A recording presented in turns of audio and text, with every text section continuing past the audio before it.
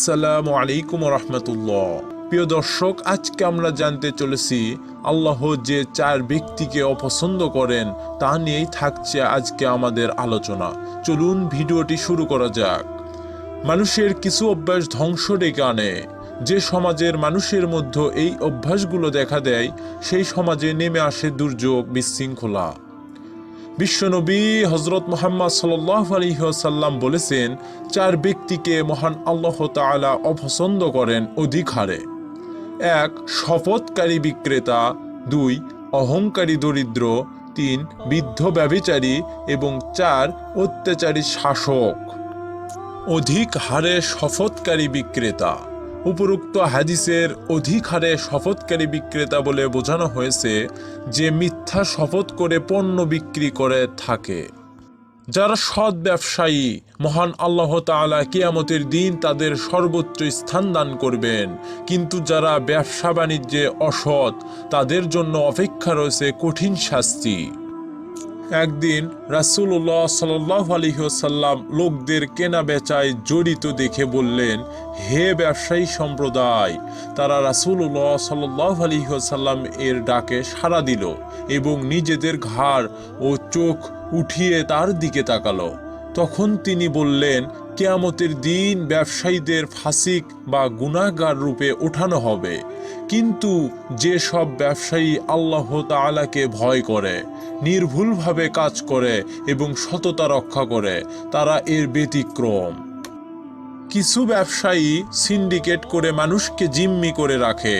তারা নিত্য প্রয়োজনীয় পণ্য গুদামজাত করে দেশ জুড়ে হাহাকার সৃষ্টি করে। রাসূলুল্লাহ সাল্লাল্লাহু আলাইহি ওয়াসাল্লাম বলেছেন, গুদামজাতকারী ব্যক্তি পাপাচারী। অহংকারী দরিদ্র। অহংকার হচ্ছে সব পাপের মূল। একে আরবিতে বলা হয় উম্মুল আমরাজ বা সব রোগের জননী। বরং বলা যায় এ জগতের প্রথম পাপই হচ্ছে অহংকার। অহংকার করে শয়তান অভিশপ্ত হয়েছিল। ধনী গরিব, ছোট বড়, উঁচু নিচু সবার জন্যই অহংকার করা মারাত্মক অপরাধ। পবিত্র কোরআনে বলা হয়েছে, তোমাদের মাবুদ এক। সুতরাং যারা আখিরাতে ঈমান রাখে না তাদের অন্তরে অবিশ্বাস বদ্ধমূল হয়ে গেছে এবং তারা অহংকারে লিপ্ত। স্পষ্ট কথা, তারা যা গোপনে করে তা আল্লাহ জানেন এবং যা প্রকাশ্যে করে তাও। নিশ্চয় তিনি অহংকারকারীকে পছন্দ করেন না। কিন্তু দরিদ্র মানুষের অহংকার করা আশ্চর্যের বিষয়, কেননা গরিব মানুষের মধ্যে অহংকার বোধ জাগ্রত হওয়ার কোনো কারণ থাকার কথা নয়। এ কারণেই কোনো গরিব মানুষ যদি অহংকার করে বসে তা মারাত্মক অপরাধ। বৃদ্ধ ব্যভিচারী। বৃদ্ধ অবস্থায় ব্যভিচার অত্যন্ত মারাত্মক অপরাধ।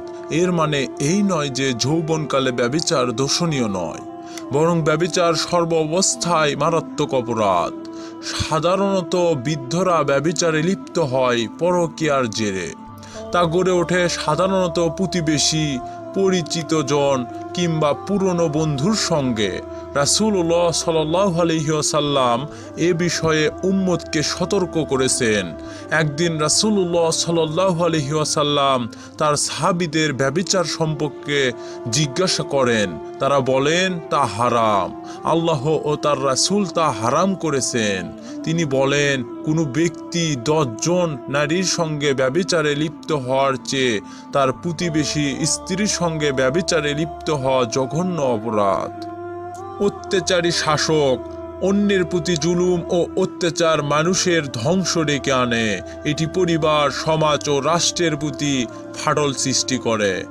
গৃহকর্তা থেকে শুরু করে রাষ্ট্রপ্রধান কারো জন্যই এটি হালাল নয়। রাসূলুল্লাহ সাল্লাল্লাহু আলাইহি ওয়াসাল্লাম হাদিসে কুদসিতে আল্লাহর কথা বর্ণনা করে বলেন, হে আমার বান্দা, আমি নিজের ওপর জুলুম হারাম করেছি এবং তোমাদের জন্যও তা হারাম করেছি। অতএব তোমরা একে অপরের ওপর জুলুম করো না। প্রিয় দর্শক, আল্লাহ তাআলা আমাদের সকলকে এই 4টি হাদিসের উপর আমল করার তৌফিক দান করুন। আমিন।